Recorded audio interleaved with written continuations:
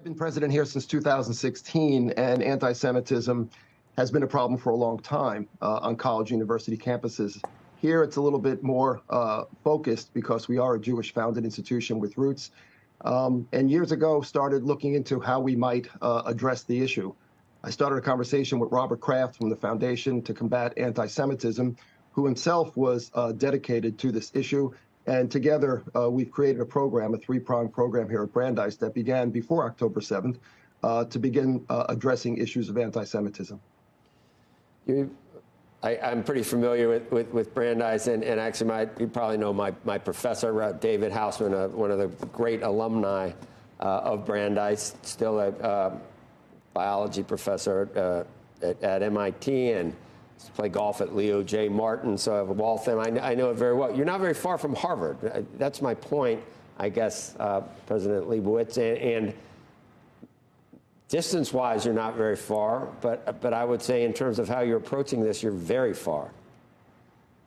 Well, as I said, we're very conscious of this issue being who we are and the values upon which the university was founded.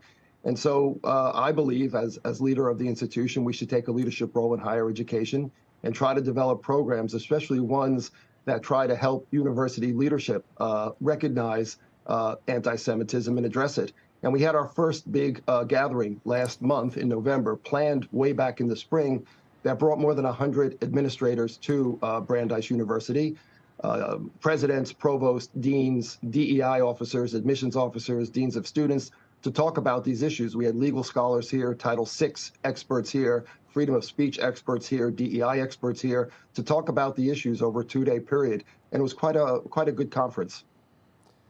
Right.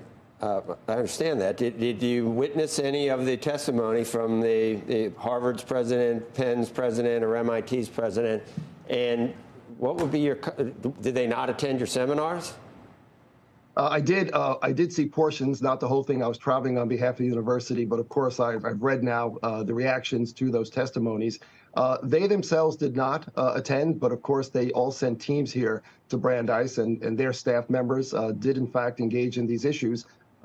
We had a meeting of university presidents in Washington in October, about 8 days after the incident, and we had a good conversation among the presidents about the incident. I spoke, I think, very forthrightly about the issues on campus, and we did have long conversations.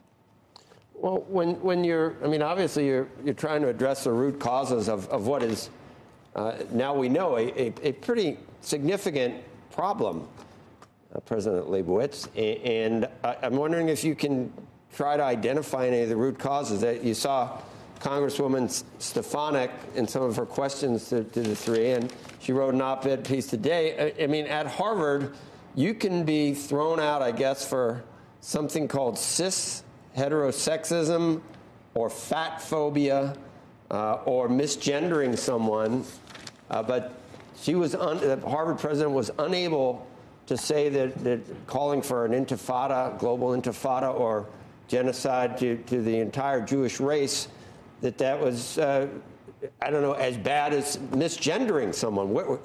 You've got some serious work to do here.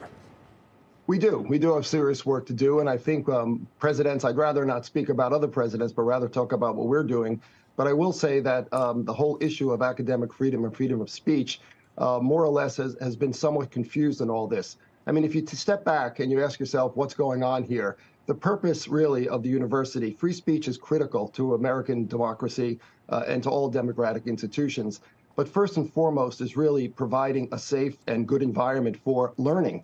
And to the extent that one can express free speech without crossing that line into inhibiting others from learning, that's really the key here. So no one's really talking about stopping free speech. It's just that you don't choose to use some speech that, of course, inhibits the freedom of others to learn and to do it in an open way. And that's what's at here. If you stick to the strict definition of free speech, and we are private institutions also, so there is some leeway here in what we can do. We all have codes of conduct, and those codes of conduct spell out things that are much more stringent than the First Amendment. And so, therefore, it's not that gray. At least it wasn't for me.